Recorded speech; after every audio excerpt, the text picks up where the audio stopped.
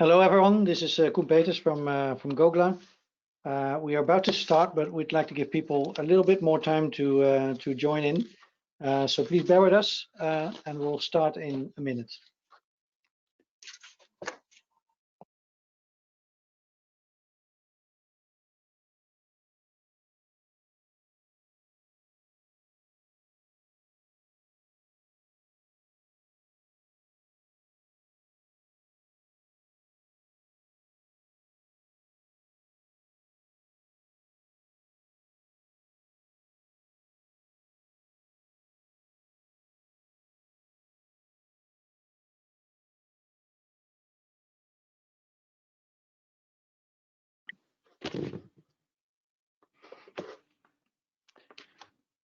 Okay, we'd like to get started. Hello, my name is Koen Peters. I'm the Executive Director of Gogla.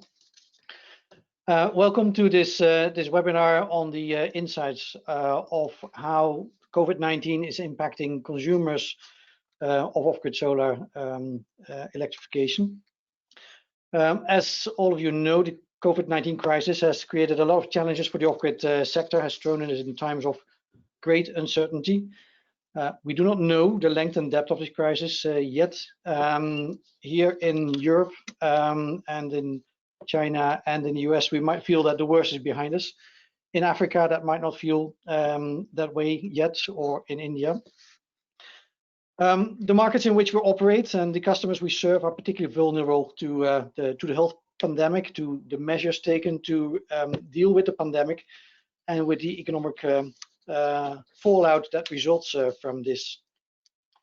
We know that people's lives and livelihoods are already being affected by lockdowns and by restrictions. But the future, even if economies are starting to open up, still looks grim in the face of a global recession that is more severe than anything we've seen in recent years. Gogla, like many other industry associations, has done a survey among its members end of March, early April, that signaled a great concern among companies about the impact of COVID on the energy access industry. And since then, we've been collecting stories from the industry to fill in the more details of that. And what we hear is that in terms of impacts of the off-grid solar industry, that the impact varied greatly from country to country. We hear that in some cases, some countries' sales have actually increased, but in others it has slowed down, and it's very much correlated with the severity of lockdown measures. Generally, pay-as-you-go companies tell us that they have not seen a dramatic drop in pay-as-you-go repayment rates yet from their customers. But again, there's many variations from country to country, region to region. And we hear that companies are struggling with finance, and particularly smaller companies seem to be in trouble. And we also hear signals that many companies have already had to cease operations. Some of the larger companies are still holding out, but we also hear stories for larger companies that they've had delays in closing investment deals. However, all that information is still pretty much anecdotal and not very systematic. And when we reach out to donors to help the industry's supporters in these difficult times, out of a good self-interest, as the industry needs to continue supporting sustainable development goals, we get questions on, is there hard evidence of how the industry is being affected? A few months ago, we already decided that this data would be very important, and we worked with 60 Decibel on setting up a consumer survey, exploring how the COVID crisis would affect the wallets of off-grid solar customers across Africa and other countries.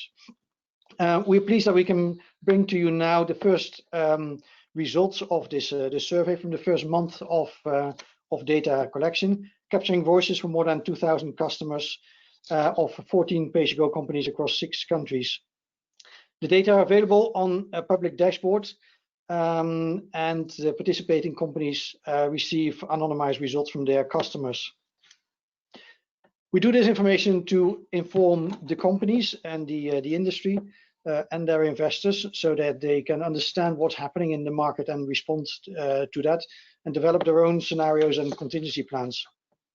We also do that to inform donors and governments of why we need support and to create a clear sense of urgency that we feel is really justified.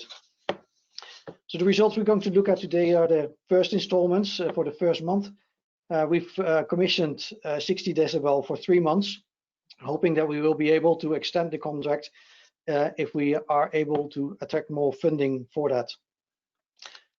This consumer survey is part of our work on consumer protection, in which we've been helped so far by Doen Foundation and CDC, whose support for this work we greatly appreciate.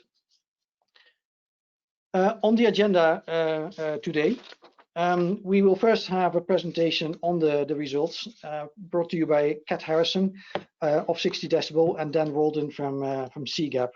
And there will be space for asking questions in the question box on GoToWebinar.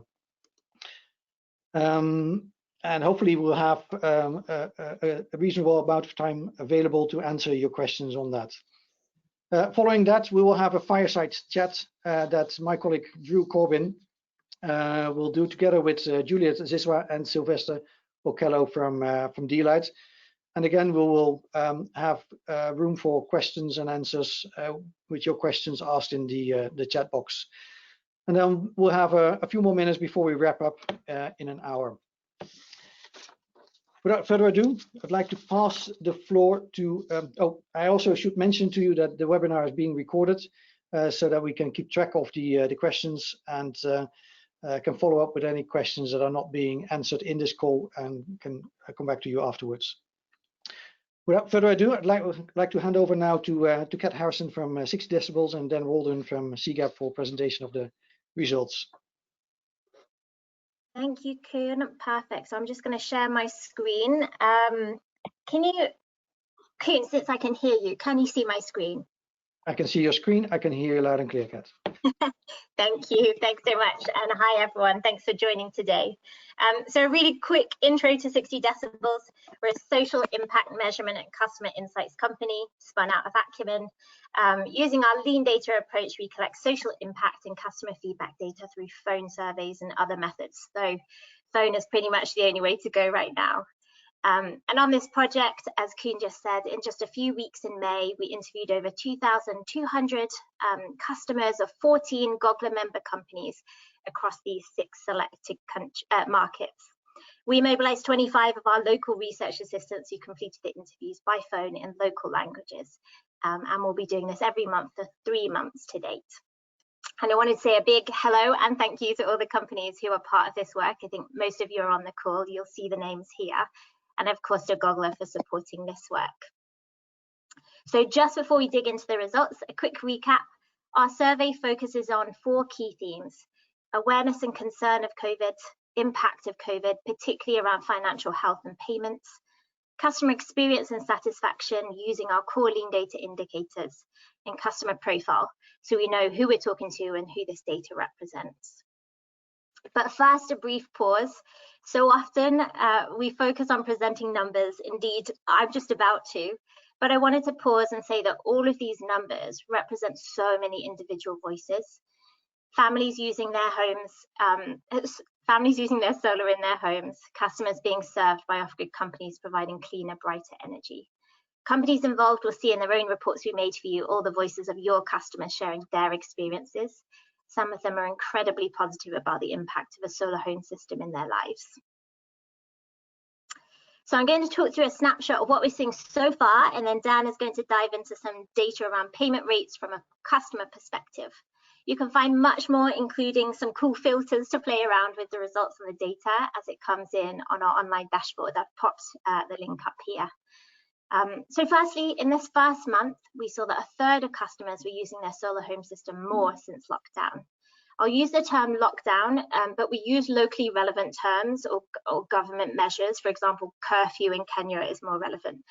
It was obviously translated into local language as well. We saw that customers said their quality of life had very much improved as a result of the Pay-Go Solar. This is one of our standard lean data indicators, and so we have compared to the pre-COVID 60 decibels energy benchmark, which represents over 50 off-grid energy companies. This shows that customers are identifying the value and appreciating the impact to an even greater degree at this time, likely because they're spending more time at home. And we're just finishing coding all the qualitative data, but people talked about bright lights, keeping home safe, and spending less money. I almost wish I'd added one of those old school whizzy transitions here, but a new positive statistic here. Positively, the vast majority of customers said they were satisfied or very satisfied with communications from the company at this time. Only 7% were dissatisfied and 11% were neither. Oh, Net Promoter Score is a steady 44 compared to 47 for the 60 decibels energy benchmark. Just in case you're not familiar with the Net Promoter Score, very quickly, this is used globally as a proxy for customer satisfaction and loyalty. This score can be anything from -100 to 100. 100 is the best.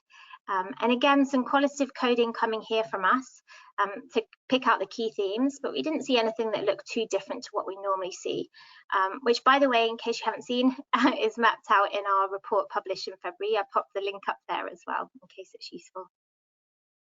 So moving on to customer experience, a third of customers had a challenge with using their PayGo Solar. Fewer than 2 in 5 of those issues had been resolved. That said, this challenge rate sits around the same as benchmark at 32%. So even though many companies' abilities to operate as normal has been affected by measures to reduce the spread of COVID, this doesn't seem to have affected challenge rates and issue resolution so far, which is pretty great news. 2/3 of customers say they're making repayments for their off-grid solar as they normally would at this time. This varied a lot by country, likely shaped by relationship with and options given by companies, and in some cases government regulations as well. It'd be super interesting to see if these numbers match what companies are actually seeing in terms of payments. Of course, this is really only sort of perceptions from the customers themselves. But importantly, while 2/3 say they're paying as normal, nearly 1 in 5 said that their repayments were a heavy burden compared to 3% benchmark at normal times. And this burden was highest in Uganda at 52%. Even so, more than half of customers said that they were confident they could make payments as they normally would for the next month. Again, that said, families' financial situations got worse for 86% and much worse for 42% in total.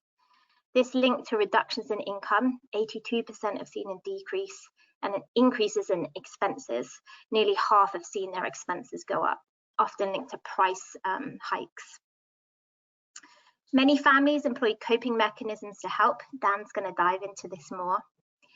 And a big sign of financial stress is when food consumption is affected negatively. We found that more than 2 in 5 customers had reduced their food intake as a result of this situation. What's interesting is that although financial situations are worse, it appears that customers value their pay-as-you-go solar so much, or are fearful of the consequences of not paying, that they're prepared to make short-term sacrifices to continue making payments to keep connected. Then lastly, women are affected disproportionately, probably unsurprisingly, and I probably added to this theme by putting this insight last. Numbers on the left are women and on the right are men in this column. So women are more likely to see their financial situation having got much worse. They're less likely to be borrowing money from friends and family to cope with the situation. They're less likely to be making their off-grid energy payments as normal and are less confident in their ability to do so for the next month.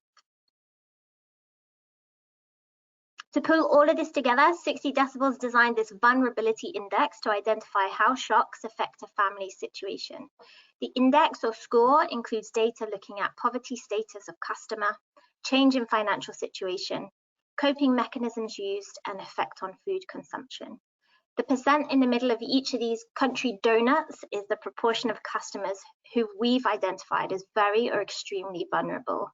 You can see then that Ugandans and Kenyans appear to be doing worst. Just a note, Rwanda and Zambia going forward are combined in all of our analysis here. It's because we only had 2 companies in each country participating for May, so to ensure their results remained unidentifiable, we combined those together, just to explain. So now I want to introduce Daniel Waldron, a financial inclusion specialist at CGAP, who I think many of you know. He's been advising and supporting this work, and he's going to zoom in a bit on our results around coping mechanisms, payments, and confidence. Over to you, Dan. Thank you so much, Kat, and a big thank you from me and from CGAP to Gogla for funding and supporting this work, and of course to the entire 60 Decibels team who have been working incredibly hard to gather this data. So diving into the coping mechanisms a bit, Kat and her team asked customers what strategies they were using to adapt to any kind of economic hardship, and we've ranked them here in order of response. And just to note that these respondents were asked what actions they had taken that they wouldn't normally do. So obviously many of these people are already borrowing and saving money. The idea with this question is to capture crisis-related financial responses. And so we see here that savings are being tapped by 3 out of 5 respondents. If you go through the qualitative responses, you see a lot of people saying we're using our savings, we're starting to spend those down. A quarter of respondents have borrowed money. You can see the composition of that borrowing on the left. It ranges from family and friends, money lenders, digital lenders, and more formal sources, or SACCOs as well, and VSLAs. You saw Kat talk about the difference in borrowing by gender, so I won't go into that. But it's also really interesting to look at the composition of borrowing by men and by women. Women are borrowing actually relatively more from money lenders and from formal credit sources than men are, which was at least surprising to me. This is most pronounced in Kenya, where 42% of women who have borrowed money borrowed from a digital lender. In Nigeria, for example, women opted to borrow more from MFIs and money lenders, and about half from family or friends. You see back here on the main chart that people have stopped or slowed investments, which makes sense in an uncertain time. Investments could mean a number of things. It could be building a house or working capital for a business. We don't know that yet, just based on the answers. And obviously, some of those would be more concerning than others. We do also see lower, but frankly still concerning levels of more severe reactions, selling off of assets, defaulting on loans. And of course, these effects vary significantly by country. So we've broken out one of them, the percentage of respondents that had to sell an asset. And you see troubling signs in Uganda where households are reducing their wealth, and up to about 1/5 of households are reducing their wealth in order to survive the crisis. And as you might expect, these effects are hitting poor people the worst. If you look at the average across countries, someone who is likely to be living below $1.90 a day, so someone who is in extreme poverty, is twice as likely to have sold an asset than someone living above that line. In Zambia, it's 6 times as likely. In Uganda, actually, the effects are hitting everyone pretty much equally in terms of selling assets. And so moving from coping mechanisms into repayment behavior, we get into a really interesting question here, which is that the 60 Decibels team asked respondents whether they feel they are making payments as normal for their solar home system. And it's important to just think about that question. So if somebody went from paying 20 days to 18, they would say, no, I'm making less payments. They would also say the same if they had gone from paying 20 days a month to none. And so we don't really have a magnitude, but we do have a sense for who's affected. 66% say yes, they're still making payments as normal. In the hardest hit countries such as Uganda, that number was as low as 34%, 31% for women in Uganda. And so users, as we said, there's some subjectivity, right? Users could be making larger payments less frequently or smaller ones more frequently. That would still be a different payment behavior. They could be skipping an odd day, or they may have taken advantage of some promotion, which was certainly true for some respondents in Uganda, where at least one operator offered a monthly discount or a bonus that their customers appreciated. And so the results may not correlate to non-payment at all. This is something, as Kat said, we would love to hear more from companies. If this feels in line with the change in actual repayment rates, or if it's different, and if so, we could start wondering and exploring why. It's worth, as you go through the qualitative data that Kat and her team have collected, to note that a significant number of people report struggling with finances during the slowdown, whether or not that has affected their repayments. In fact, some explicitly say that I'm still paying, but I'm struggling. At least a quarter of respondents asked for some form of payment relief, whether that was extended payment terms, reduced rates, or being allowed to use the system without paying. One customer in Kenya said, even though I am still paying, I am really struggling to pay. Therefore, the company should understand if one time I default on payments. And I do think this shows in an inverse way the importance of the product to people's lives that Kat described.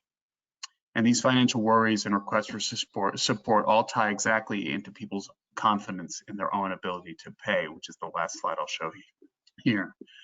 So this is a forward-looking version of the same question. How confident are you that you'll be able to pay next month? And you'll see the top line numbers, yes, but there's significant variation across markets.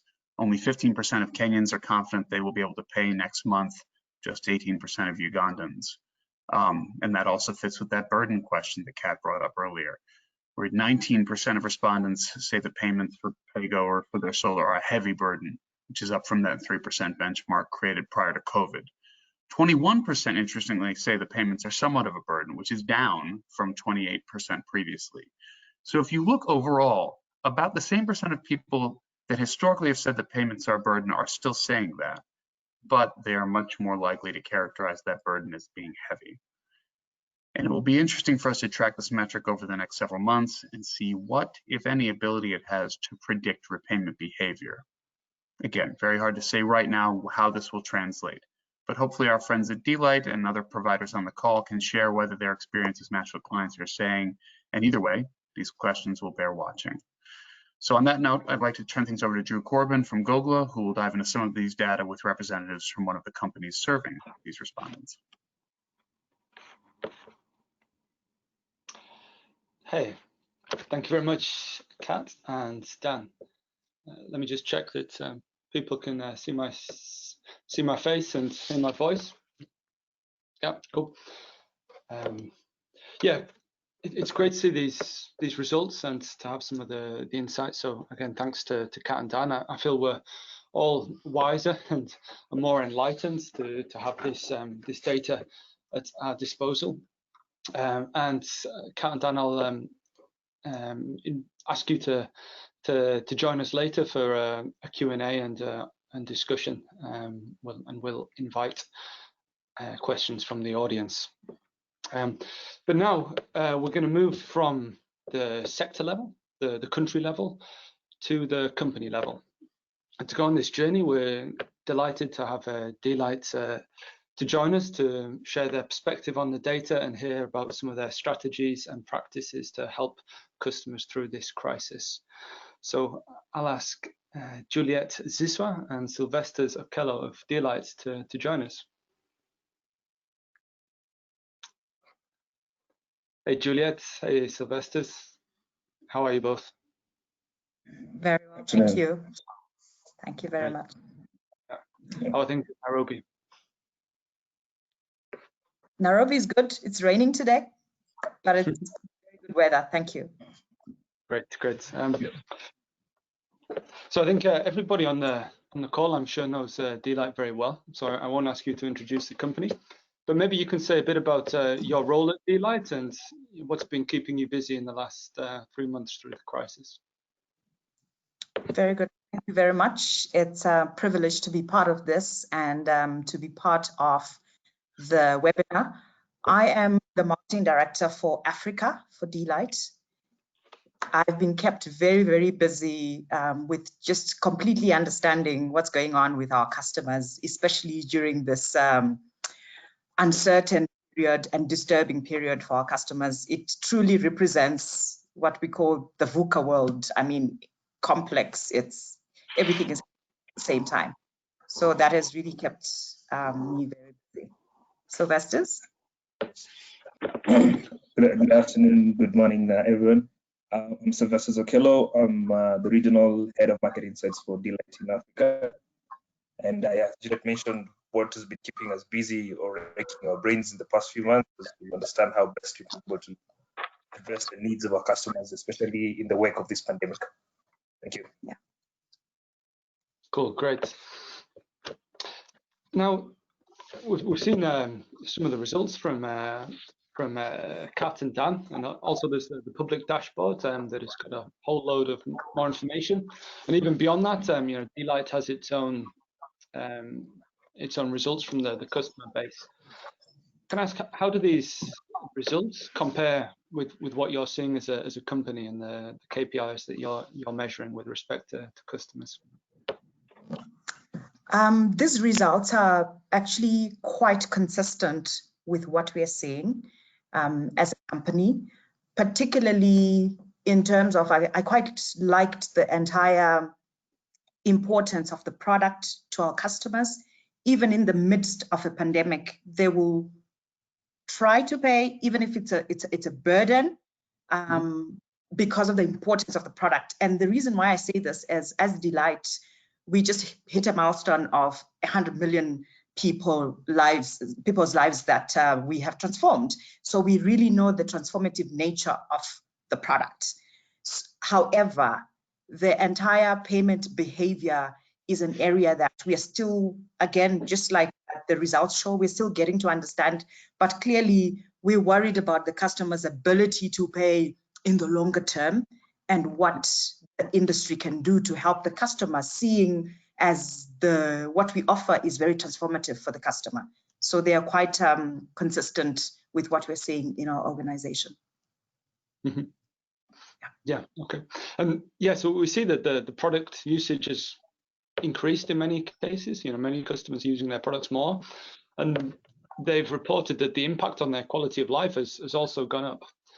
What do you read into that? I will pass that on to Sylvester. I'll say a sentence, and then Sylvester is quite our specialist in terms of the insights. The impact, like I rightly said, we just hit a milestone, 100 million lives, and we're very clear in terms of what our product or what we offer, what it does to the customer quality of life. We also do quite a lot of customer voice, listening in through our call center and also through our own research. They always tell us these beautiful stories of what the products do and how they impact their lives. Sylvester? Yeah, I mean, it's the reported increase in usage is definitely something we look into, because I mean, more than ever, it's quite fluid right now. Everyone is really keen to listen to what's really happening, and of course, with the infotainment solutions that we provide, it's definitely bound. More people are bound to continue using the products, and I'm very keen to ensure reliability is there for them to be able to just be abreast with any new developments with all that's happening around the world. So yeah, for sure, it's a good indication that actually they're reporting that the usage is increasing for that matter. Thanks. Yeah, cool. And in terms of the Net Promoter Score, we see that's close to the historic benchmark for the industry, but it actually varies significantly from country to country. I noticed in Kenya and I think Uganda, it's dropped a bit. What can you say about that variance? I mean, does it kind of match the different country context with respect to the government measures, or how would you explain it?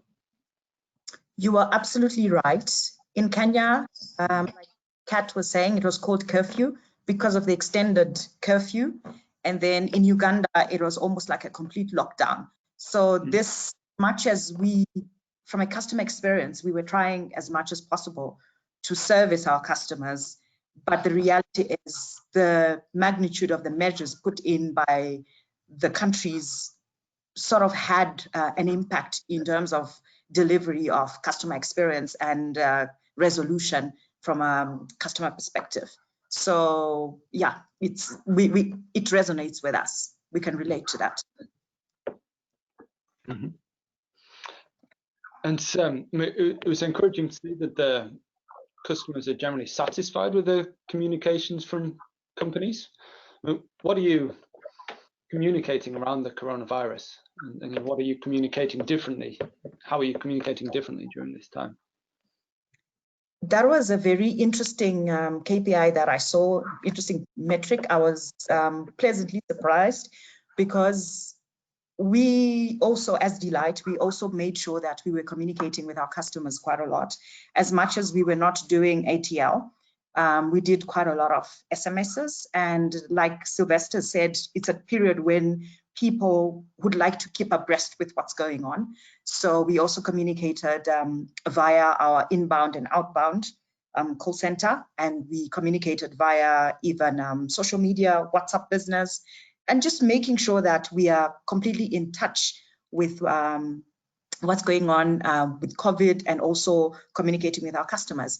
And then the second bit was to do with even the quality of the messaging as well, just understanding so that we deliver the right messaging for the customer, because we know that they are bombarded with a lot of communication from different angles. So just ensuring that we are the right quality of messaging that the customer will understand. Sylvester's also played quite a key role in that space. Maybe you can just add one or two on communication. Yeah, I mean, just to add on what Juliet has said, also the kind of approach we're looking into was a bit, if I could say, empathetic, in the sense of how we just not another SMS that you're sending. You have to, of course, be cognizant of the situation that the people are in. So we try to keep our communication in that line of first understanding the general health and then communicating the necessary messages, so that at least we can be seen to understand the situations better, for that matter. Thanks. Cool. Okay, now I'd like to move on to the picture of financial health of customers. And my reading of this data is that there's a picture of a customer base that's stretched and vulnerable. I mean, how do you read the results, and how concerned are you about that? As a company, we are actually extremely concerned about the vulnerable. What the customers have also been doing is to communicate to us, to call us, to send us emails, and even on our social media saying, what do you want us to do? We're stretched right now. Can't you see what's going on with COVID? And that's why in the beginning I said we are pretty worried about the ability of the customers to continue paying for their pay-go. And we really would like to a space where, as an industry, we can help or relieve our customers so that they continue to enjoy the benefits of the products that or the solution that we give them, because our customers are currently stretched and burdened. The only thing is they have to struggle between, I saw in the results that some have even reduced in terms of food, and you really, it's a bit of a shame, and we would like to empathize with our customers and be able to help them so they can at least still have their food but still enjoy the products or the solutions that we offer. So that's a worrying trend for us, because it's real. Customers have been affected. Yeah, and there's been some talk around offering payment grace periods to customers, or reducing the payment amounts, but also concerns that that's going to undermine the pay-go model and kind of lose the payment behavior amongst customers. As a marketing team that's communicating with customers, how do you view that that challenge? It is a real challenge, particularly because, remember, we are speaking to people, or to our customers buy the hardware from us, the system, we service the service and then the loan. And we're dealing with off-grid customers who probably don't really understand what it means to have a loan and the entire repayment process. So it's a tension that we understand and we appreciate. So one of the general things that we have done, and I think most companies do the same, borrowing from the telcos, just literally understanding the payment behavior, and then have clarity in terms of the high value customers and segment them so you can see the interventions that you can have, because it's a real tension, and we need to trade in that space very carefully, lest it affects the future of pay-go and the future of the repayment period. So we are learning by doing. We don't have all the answers, but we are learning by doing. But what I can just say is data is king on this one. It's really about using data and also being able to target and communicate with the different segments of our customer base. Yeah, great. And we saw Kat and Dan were talking about the gender disaggregation and some of the particularly acute challenges that women are facing. How do you approach that? Do you have tailor-made kind of communications and plans for female customers? I think that part came as I mean, as a Black African woman, it didn't come as a surprise, but from a business perspective, I think it's a beautiful takeout for us as an organization. So I'll take it more as it's a beautiful takeout. There's room to do something in that space. Yeah. Yeah. Cool. Then around kind of the data usage and the kind of the takeaways for you. I mean, so this is the first round of data, the first month that we've collected data from the customers. For sure, we're doing 2 more in June, July, and hopefully for longer. How do D-Light kind of plan to use this data? You know, how is it going to help you serve your customers better? I will say with my hand on my heart that this is gold to us from a D-Light perspective, because we thrive on research and we thrive on data. The only way we can be able to completely meet our customers' needs is when we understand what's going on with their lives, we understand their hopes, their fears, their aspirations, we understand the payment behavior, we understand everything. So we definitely are going to be using this data into the future, and we plan to continue subscribing to this and using the data. Sylvestus is our key person who drives this for us. Would you like to add a few sentences? Yes, definitely. Yeah, as Juliet mentioned, we're going to use it to more than anything sense check on our current customer journey and understanding where best we can be able to plug in the insights and make it a delightful experience, as we proudly say it. Absolutely. Absolutely. Great, thank you very much. Any kind of final takeaways that you'd like to share before we move into the audience Q&A?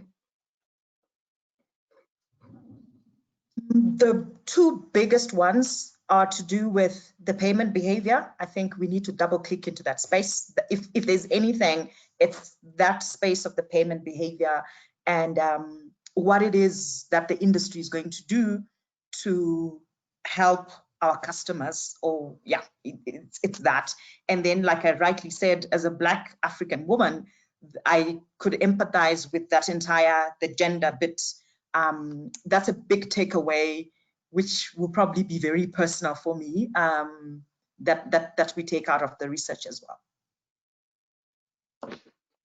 Cool, thank you very much. Please stick with us. We'll open up the floor to questions from the attendees. I'll also ask Kat and Dan to rejoin us. Please switch your webcams back on. Hey, Kat. Did Dan stick around as well? Yeah, here we go. Great. So I'd like to ask the attendees, if you have any questions, then please type it in the question box, and I'll try and pick some out, and I will read them to the panelists.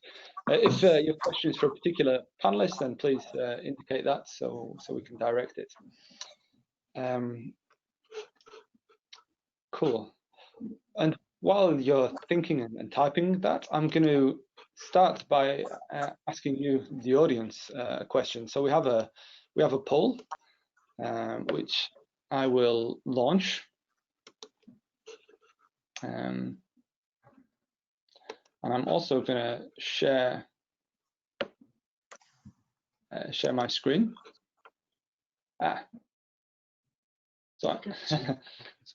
Sorry.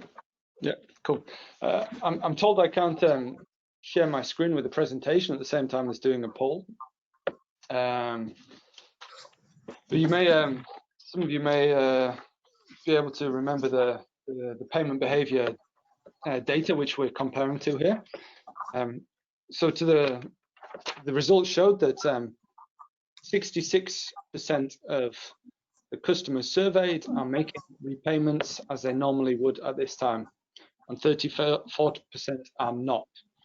So the question is, how do the results from your portfolio, you as in the audience, the companies and investors, how do your results compare to this? Are you seeing better, similar, or worse?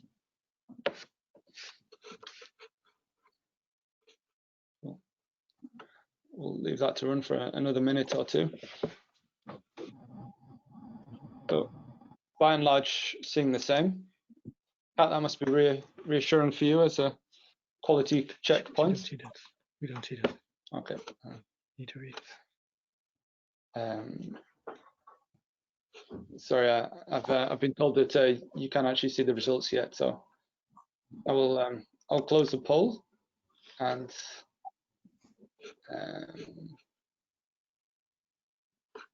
read out the results. So 22% responded that they're seeing better results, 70% are seeing similar results, and 9% are seeing worse results.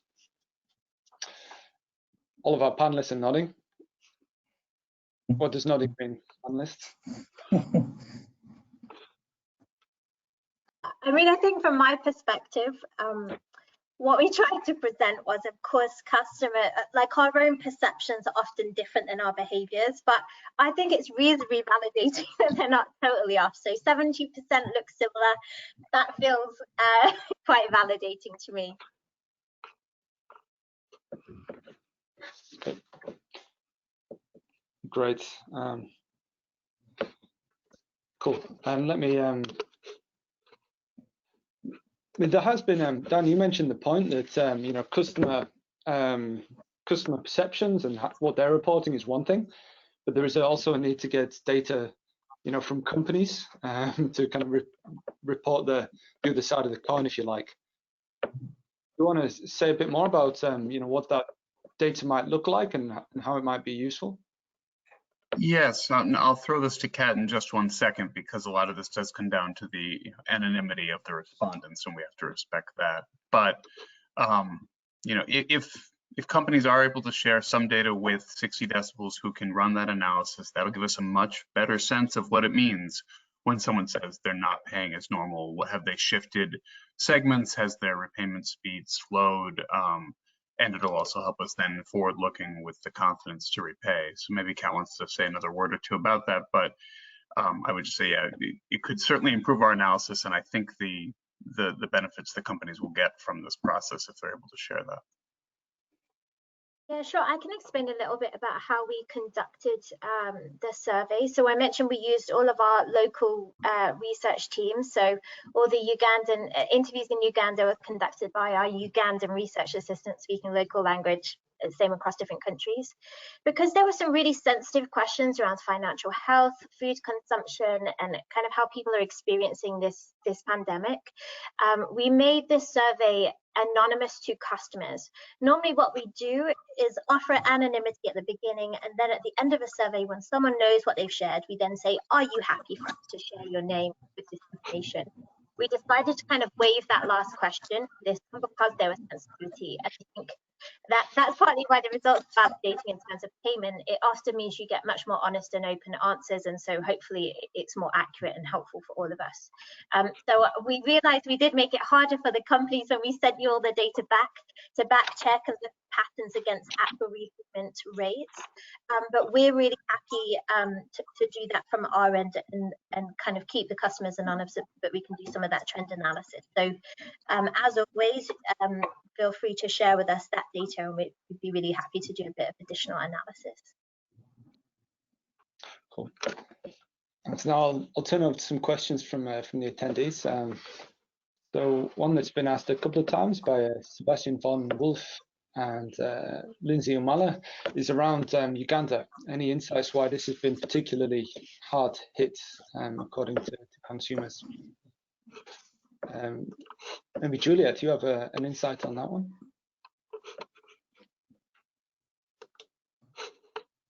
I'm not sure I do. I was hoping Kat would have. No, okay, I can take it. So I think partly, Julia, I think you did partly answer it already. I think the how extreme different government measures were has affected people's ability to continue life as normal, and I think that's affected, you know, income and price increases. We actually saw, particularly in the qualitative data, the words that people shared in Nigeria, that people talked very much about their expenses having increased because there were price hikes, like commodity prices had gone up. Like I said, we're still actually playing around with all that qualitative data, but so we'll look out for that in Uganda. I think I have a bit of a theory, and then I might pass over to Dan as well, that I think Uganda and Kenya are two of the most developed off-grid markets. And so customers have more choice, there's more competition, and actually as a result, sometimes we're reaching further into the base of the pyramids because there are new financing offers, and as well as you get your slightly later adopters who tend to be more risk averse, adopting different or uptaking different technologies. So I think it could be partly shaped by that. I think there's a bit more analysis we can do. And I think, Judy, the point you raised already earlier around kind of what the measures really look like has really affected how people can behave. But Dan or Sylvester, is there anything you guys want to add?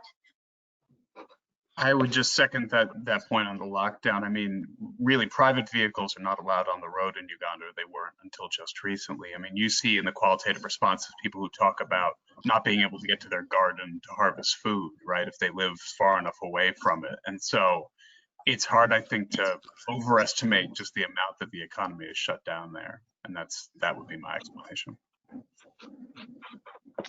Cool. Yeah, absolutely. Yeah, that's just boils down to the severity of the lockdown after that. Okay. Another question is that is there any relation between the initiatives that companies have rolled out to help their customers and their behavior, their payment behavior, or NPS? And maybe Kat and then Juliet would be well placed to order investors. No, I love that question. That kind of analysis is we can only do to the extent that we know that information from the companies, honestly.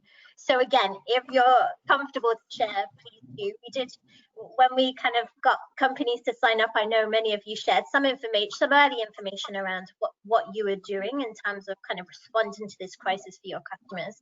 So there's some bits of analysis we can do there. We also, as I think you'll all be familiar, wanted to protect the data and results of every company. So there's some of that kind of trend analysis we wouldn't present openly because we want everyone to feel safe and part of this process, but at company level we can certainly kind of share what we're seeing and see if there's any kind of trends we can look out for.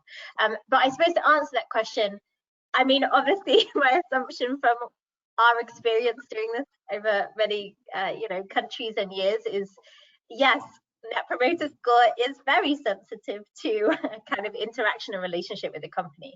And so you will have seen in some of the quotations and the qualitative data, the people who have noticed kind of their quality of life improve, who have talked about being likely to recommend their company product to a friend or family, are those who feel they're being well served by the companies. And so that 82% saying customer communications is really good. I think that's a really positive takeaway of how hard I know all of the many teams at all these companies are working. Cool. And Juliet or Sylvester, I know Delight are very smart around your pilots and evaluating their success. Would you like to speak to this question? This question will pass. But it's a very, very good question.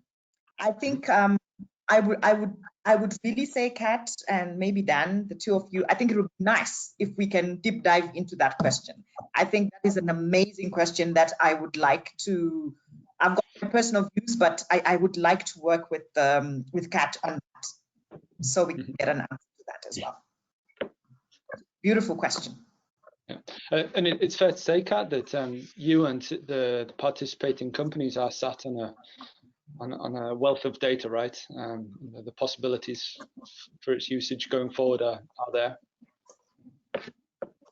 Yeah. Sure. Maybe what we'll do is we'll do a super simple, I am very conscious everyone's very surveyed out, but we'll see if we can do a super simple, maybe 2-question survey to participating companies and maybe just get you guys to share a little bit about your responses, how you're reacting, if you're willing to, and then we can dive in and do a bit more analysis and see if we see anything based on that.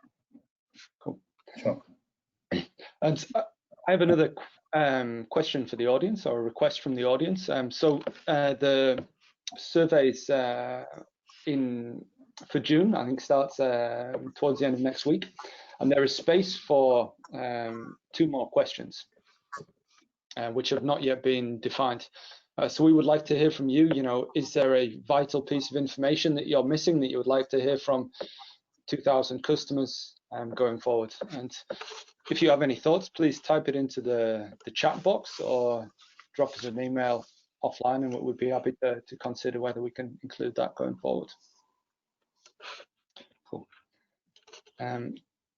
I'm mindful of time. So maybe one penultimate question is, because payments are the big concern moving forward, what ideas are there for around how the industry can help customers? I'll start with Delight. You mean ideas to help the customers? Yeah, so it says how the industry can help customers. I guess you could interpret that, you know, in terms of, you know, Delight, what you have in your kind of power and control at the moment, or, you know, what you would like to see from other stakeholders, you know, be it donors, governments, sector support programs, you know, to help customers. Again, it's mainly from, we are doing what we can from, like I said, from a segmented point of view, where, I mean, for example, we encourage customers to pay so that they get some free days, like that. But obviously, that's not necessarily sustainable. So we really need some investors and some help so that we can get relief for the customers, and in whatever fashion, in whatever way, it will be very, very helpful for our customers to get some relief, and we can get some help from the donors and the funders. Dan, I'll ask you to speak to. Thanks, Juliet. And Dan, you and CGAP have both been working on you know, the various kind of relief mechanisms and instruments. What do you think shows most promise in terms of, you know, supporting customers? There's a range of interesting options, and a lot of it depends on what is technically feasible. I think, you know, if companies are able to offer some type of reduced payment period reduced payment throughout the crisis, and then extend the loan in accordance with that, I think customers are certainly asking for that, and that could be really helpful for a lot of people while maintaining payment discipline. And at least in Kenya, for example, we've seen AECF have stepped up with the React fund, which is actually hoping to give grants out to companies that are offering that kind of customer relief. And so if companies have not applied for that, they should be figuring out how they can translate that into relief for their customers. I think it's a donor question. Yes, it's a complicated sector where you're being asked to offer you know, loan forbearance while also still offering an essential service at the same time. Kuhn and myself and Jacob Winicky wrote a bit about this on Next Billion, which you can look up as well. But the options are out there, right? And I think really the sector's never been shy about experimentation and piloting. It's time to start testing those and seeing which ones work, and seeing which ones can be scaled up that will ensure relief in the short term and not wreck the business in the long term, right? Cool. But there's a need, there's an option. It's time to be brave and roll up our sleeves. Cool. Final question, and I'm going to ask each one of you this, rapid fire answers. What do you expect to see in the results from the survey next month? Start with Kat. Get your crystal ball out, please. I don't want to see this, but I'm a little worried that there will be a deterioration of financial situations for families if, you know, measures don't change in the countries they're in. So yeah, I think we might find customers struggling more. I think all of us can cope with short-term sacrifices, but I think that the longer, you know, a shock or a pandemic or whatever it is takes, the more we're kind of resting on our coping mechanisms and our resilience gets tested. Dan, what do you think we'll see next month? I actually think you'll see roughly similar responses. I think it'll be a mix between the reopenings, which are going to allow some people to get back to work, but also, frankly, the health situation, which we expect to probably get a bit worse before it gets better. So I think those will average out. Sylvesters? Yeah, more or less. I expect more or less results across many of the indicators, with the exception of the quality of life. Because again, it's just this is when few economies are still opening up. There's still a bit of restrictions. So yeah, the toil must have gone a bit south in the past few weeks. So I would see consistency in the rest of the results, but I would perhaps see a dip in the quality of life index. Mm-hmm. Juliet? I'm aligned with Kat. I think there will be a deterioration in terms of the payment. As much as the economies in the countries are opening up, I think it's not going to be overnight. And I also think a comment that Dan made, there's something in the health space lives will never be the same again with this, particularly in Africa. I think there's something that's happening in that space. A different and separate kind of study, but I think there's something that's going to come out from a health perspective. Cool. So seems we expect things to get better before we get worse. Sorry, let me try that again. Things are going to get worse before it gets better. Yeah. But yeah, it's good that we have more surveys happening to keep our finger on the pulse. So very much look forward to that. Yeah, I'd like to thank all of the panelists. It's been great to hear your perspectives and have the discussion. I have a couple of news items before we pass over to Koen for a wrap-up. So firstly, with the surveys that are happening in June and July, we are open to more companies participating. If you didn't participate in the first round, you want to be involved going forwards, and you are active as a PayGo company in these markets, then please get in touch, and we'd be delighted to bring you into the fold. I'd also like to point the audience to the consumer protection resources that are available on the Gogla websites. There we've defined a set of principles and a self-assessment tool that we think is really useful as companies are looking at their operations, their practices, the stresses that customers are facing and how they can support that. I think a lot of the principles that were defined during business as usual, all the more important now. The final resource to point to is the Energy Access Relief Response. There is energyaccessrelief.org is the website. There you will find information about technical assistance, financial instruments, and further resources. So well worth a look. And yeah, that's it for me. I'm going to pass over to Koen for a final word and wrap up. Thank you. Yeah, thank you very much, Drew. Thanks very much, Kat, Dan, Juliet, and Sylvesters. I hope everyone on the webinar found this as interesting as I did. The data speaks for itself. I think so. I have not much to add to that. 84% of people saying that their finances got worse or much worse.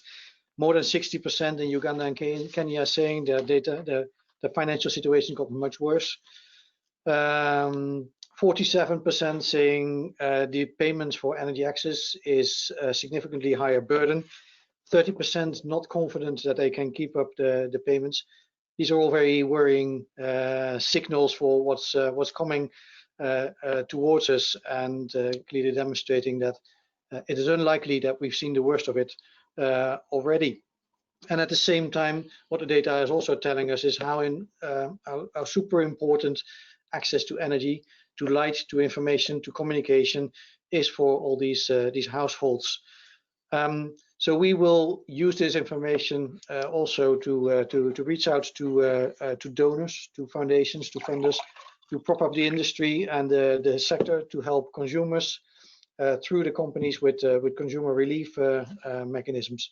Keep an eye on our websites for more information about events that will come to follow up on this. And if you liked this this data and you would like to support us taking it beyond the first 3 months, then please let us know so that we can extend the contract with 60 decibel. So on that note, thank you all for listening in, and stay safe. And we hope we can work with you on better days, hopefully soon again.